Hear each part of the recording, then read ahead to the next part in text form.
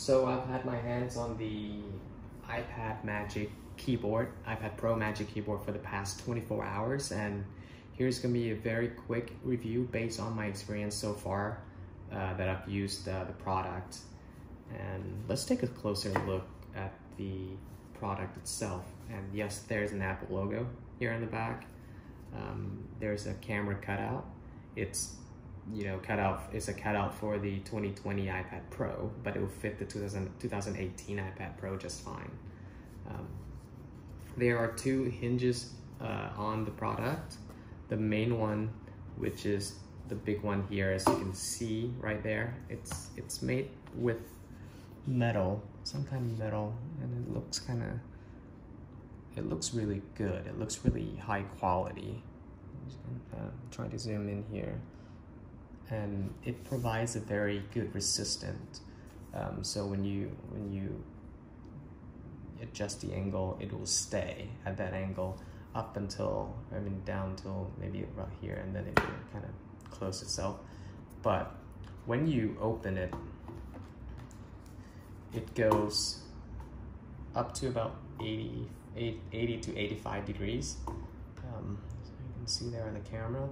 And then there's a secondary hinge right here. It's pretty small, right there, that allows for greater adjustment of the angle to about that.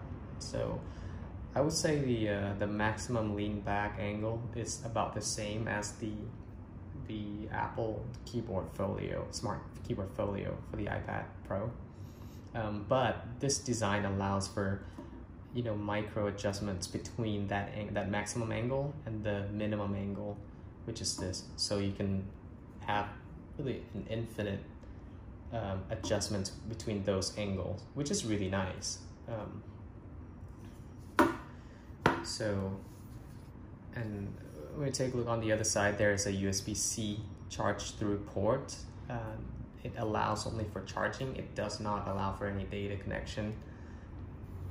And that's pretty much it for this. And when you open the inside, the material here on the back is exactly the same material as the Smart Keyboard Folio. Just kind of suede, really soft.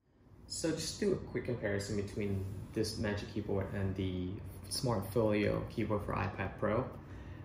The material is the same, at least to me, they're the same. And that is kind of unfortunate because my Smart Folio keyboard I've been using for the past 2 years did not age well. As you can see, there's I don't know what you call that, but it looks pretty bad after a year or two of usage. And this is not gonna age well either. And that is a shame for a product that costs almost $300. And the next thing between the two is the weight. The old Smart Folio keyboard weighs about 297 grams. The new Magic keyboard weighs 590 grams, which is, I guess, almost twice as heavy as the old Folio keyboard. To use a Smart Folio keyboard, you simply just open it, attach your iPad, and then you have two different angles you can work with. And then you can also flip it back and then use it as a tablet. For the new Magic keyboard, you can open it up, you can attach it just the same way, magnetically. You do have a lot more flexibility to adjust between the maximum and the minimum allowed angle, like that, right? So you can adjust however you want between this angle and this angle.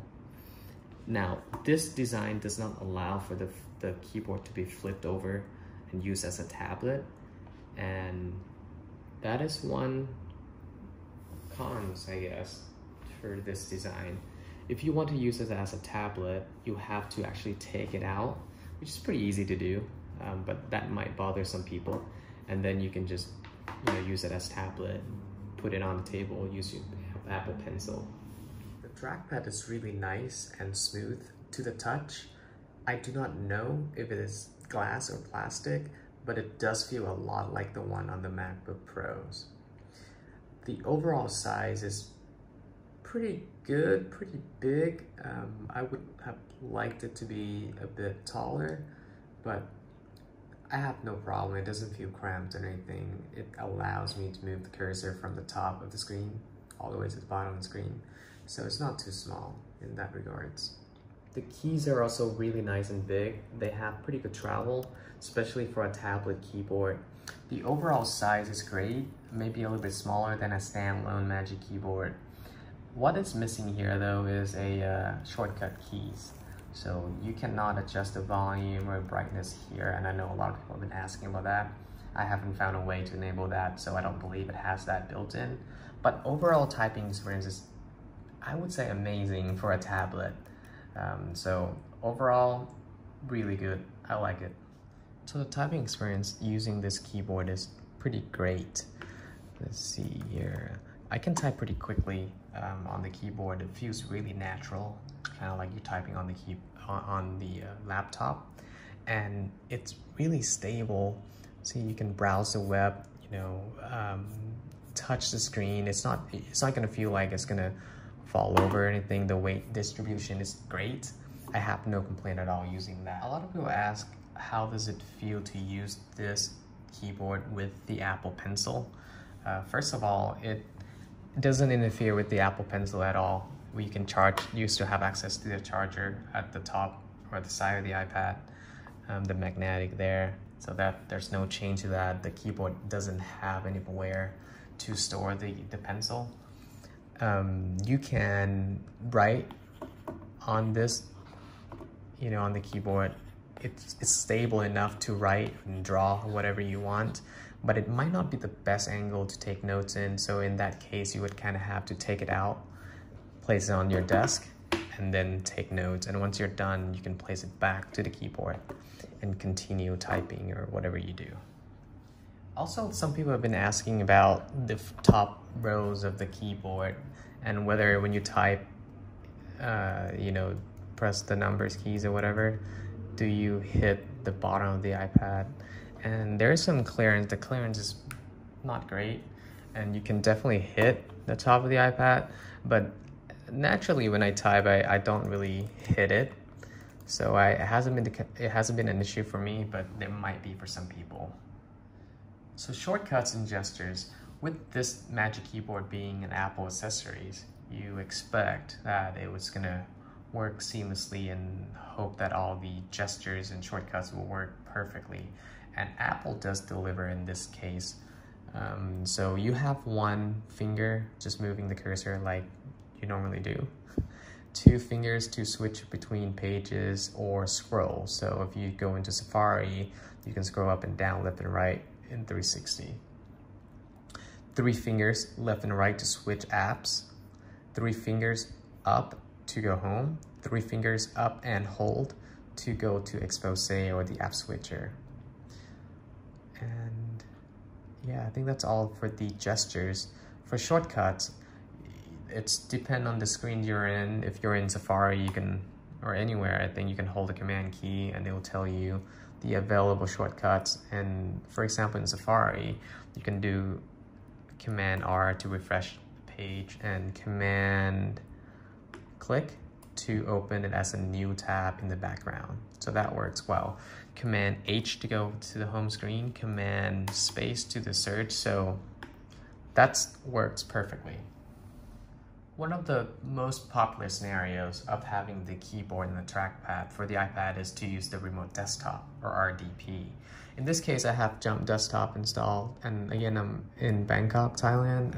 I'm connecting to my desktop in Dallas, Texas. So the connection is not great for me particularly, but Jump Desktop works really well, and I think the RDP client from Microsoft works really well too. Left click works, right click works. You can even use 2 fingers tap for the right click. I just don't have very good connection, so it's a bit slow to load. The scrolling with 2 fingers works as well. So the overall experience using the RDP is pretty good, especially if you have a 12.9-inch iPad Pro. I think you can survive with using that as a thin client to access your desktop elsewhere if you have a good connection. Another very popular question that I've got asked is that how's the battery life on the iPad with this Magic Keyboard with all the backlit and everything? Does it consume more power than the Folio keyboard? And just based on the 24 hours experience that I've had with the product, I would say yes. It feels like it drains just a little bit faster, but not by a whole lot, maybe 2 to 4%. And that's just based on how I feel. I don't have anything to prove or back that up, just how it feels. It still lasts me the whole day. The battery life's still not a concern for me at this point. So the Magic Keyboard starts at $299 for the 11-inch and $349 for the 12.9 inch. It really is a steal if you compare it to the $700 Mac Pro wheels. But really, $350 for a keyboard case is really a lot of money. And is it worth it? I think it is worth it for the people that, for those people that really values the typing experience, that they type a lot on their iPad. They use their iPad as their, word processor, or whatever that they do that requires a lot of typing, and using the trackpad, then always on the go. I think it's totally worth it. But for a lot of people, I think the $299 and $349 price point is just simply way too much. And with the extra weight, the 300 extra grams over the Folio keyboard, and the way that it doesn't flip backwards to allow the iPad to be used as a tablet without taking it out, I think that's gonna turn a lot of people off. So it's really, is it worth it? It is for some people and not for the other, and that's for you to decide. Anyways, thanks guys for watching, and hope everyone stays safe.